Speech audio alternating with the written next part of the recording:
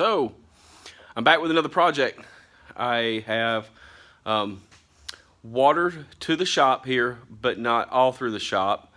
And I have a garden that is behind the shop, but the only way to get water to the garden is from the house, and that is very far away. So we used the garden hose last year from the house to the garden.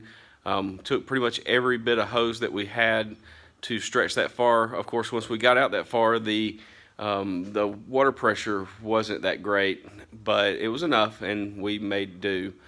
But if you remember last year's video with the hydrant being leaking that I fixed, that allowed us to have a steady flow and correct flow of water to the shop. And so the shop here has this washroom that you've seen in other videos, and that's where the hydrant pump is. So this is a continuation from last year's project.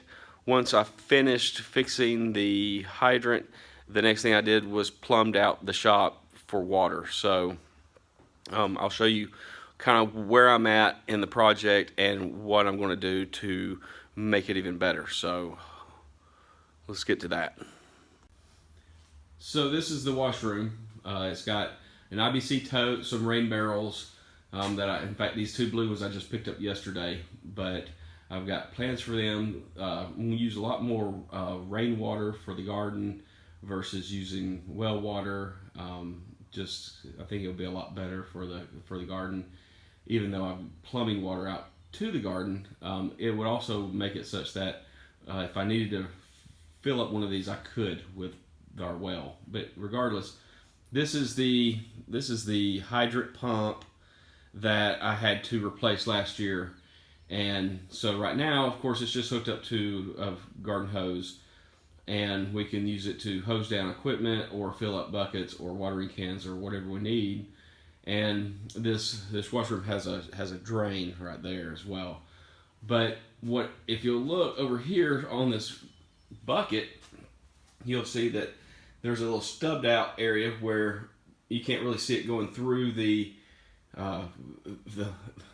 labyrinth of hose here, but it goes all the way up through the ceiling. Okay, so that's what I worked on last year, was getting this water supply so that I could hook it up to the hydrant and I could have water in the shop and have a spigot in the garden. I'll show you exactly what I'm talking about. So if you look above this washroom here up in the ceiling, you can see where the line continues up. I don't know how well you can see this, it's not focusing, but then it runs across the roof, and then it comes out a hole that I punched through to the other side. And then all this was done in a way such that it will drain by gravity. If you're wondering, it might look a little wonky if you don't understand that. Comes out this side here, and then you see it slopes down. Again, everything was done purposely so that at the end of the summer, before it freezes, I can basically drain and blow out this with compressed air so that none of this will freeze, because this is not an environmentally controlled shop. It's just a shop. You can see where it drops down here, and then it rides along this wood, and then I have it stubbed out. This will be for a sink. And then when I had the floor poured in the shop, I had them stub it out here, you can see, and that's where the sink will drain. So I got the water that'll come in from here and then discharge go out here, and then it runs out to the outside of the lean-to, out into the grass. This is just for washing hands, maybe washing a part, nothing serious. And then coming out this way, it comes, and then it shoots down here and goes out a hole punched in the shop here, and then I actually have a spigot. And so I can actually get water to the garden and not have to run 500 feet of hose. And so you can see it here is the spigot that would allow me to have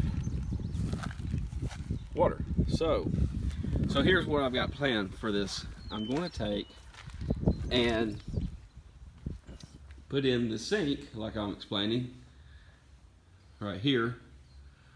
But before I do that, because this is well water and there's quite a bit of sediment, I'm going to have to put a sediment filter. So I'm thinking about putting that right here. So I got to figure out what all I need to do that. I've already bought the filter housing, but I've got to connect it to this so that before any point of use, the sediment will be captured and it won't be just clogging up the fine mesh screens, and it won't be clogging up the sprinkler head. It just, you just need cleaner sediment-free water if you've ever dealt with well water. So that's the plan. Well, another exciting project has come to an end here. I'm finished plumbing the shop. So I will show you what I've done here and how it turned out. So let me turn the camera around and you can follow along with me. So this is where we began, and this is where it also ended last year. So if you look here, this connection right here, I could not get this thing to stop leaking. I mean, not just kind of leaking, pouring, spraying. And I learned that the threads were different. So lesson learned. Garden hose threads are different from your threading that goes onto plumbing pipe. So I was basically beating my head against the wall. I was, I tried Teflon tape and retaped, but anyway, after I learned that the two threads were incompatible, then it was easy. So I also used something I've never used before called pipe dope. I've always just used Teflon tape when I'm doing my threads, and I tell you what, that pipe dope is dope. It is awesome. So if you've never used it, it's like toothpaste. It never hardens, and it'll make plumbing threading you look like a rock star. That was super easy. Anyway, back on track. So I got it on this 4-way here. So I've got two empty ones set up for whatever in the future. As of right now, I'm just using this 15-foot hose to kind of wash equipment down with or what have you. And then I've got it plumbed up here for the shop. So the handle's up, everything's pressurized, and so now everything in the shop is pressurized with water. So leave from here, like I said, it goes up the wall here through the ceiling, and I think I showed you all that, so I won't bore you with all the details. And then where it comes out here, I have installed a debris filter. So this is a household filter system that you just put up. It was like 20 bucks at Lowe's, so not a lot of money invested. But what it is this is pure well water. It's not.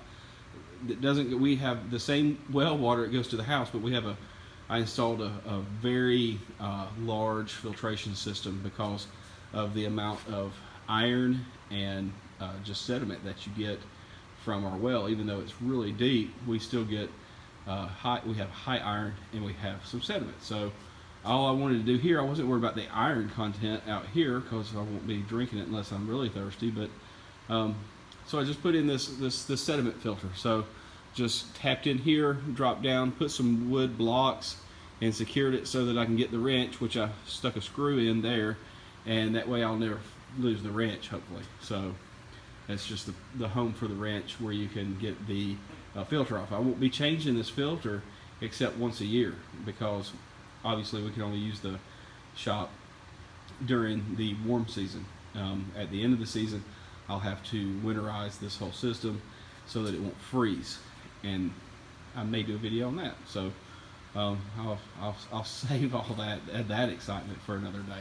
But basically comes and it continues here but then tee off here and then drop a leg down. This used to be where the shut-off valve, but this valve was leaking, and those plastic valves are crap. Don't ever buy those things. And then here, basically just kind of snaked around and got everything plumbed up for the sink. So I had replaced the sink years ago, and it had a soap dispenser that came with the sink, and actually I liked the original soap dispenser better, so I kept this one. And I have you know, my wife says I have a problem with just holding on to things, but hey, this came out perfect. I got a soap dispenser mounted on my sink, so you wash your hands and you have soap. So here you got cold here, and you have cold here. There's no hot water out here, but I did plumb up both of them just because I wanted, you know, if you got a left hand dirty, you want to use the right hand. If you blah blah blah, you can turn them both on. Plus, it just, I don't know, it seems right. But if you're waiting on warm water, you'll be waiting forever. So then we continue through all the way out, just like it was. I did have a leak here in this corner that I had to fix, and that was just cut and replumb all that. So come back out of the shop, and this is where it ends. And this is the most exciting thing ever, because for the first time since we lived here, we can actually water the garden from only just a few feet away. Isn't that beautiful? I mean, that is just amazing. Most people, you know, just take this kind of stuff for granted, and we, you know, I did too. You know, I moved out here, and I never expected I'd have a garden this far from the house. And then when you run hose all the way out too, yeah, it does always get water in the lines, because every time you turn the water off to the shop and back on, it gets water, but I mean air in the lines. But you know, by the time you run so much garden hose from the house out here, you lose all your water pressure. And that's actually turned down on the settings of the sprinkler. I got it turned down as about as low as it'll go and still broadcast. So super happy about this. When I hooked that thing up and actually watered the garden, it was yesterday for the first time. I mean, it's funny how the little things like that will just really brighten your day, but it certainly did mine and Mrs. T. Badger. So it's just, that's awesome. I don't really need to water the garden right now because it rained, but I just like even watching it water the garden. It's almost magical at this point. So that's what I've done. That's what I will now call another finished project. So hope you enjoyed this video. It was a series. It took me about a week, I'd say a week to do. I had the leaks I had to fix, figuring out how to hook up that beginning where it starts over there, and not knowing that I had incompatible threading. Plus, you know, I work a lot of hours, so I can do it on the weekends, and I spend a lot of the weekend doing this. And then it's just, you know, I might only get, you know, 30 minutes after I get home. I might get an hour. I never know what time I'm going to get off. So that's life. That's what that's called. So anyway, I am so happy. Please subscribe, join us, and you'll see us do more things. Hopefully it's you learn something from it, or you just like watching somebody work themselves to death. Anyway, thanks for watching.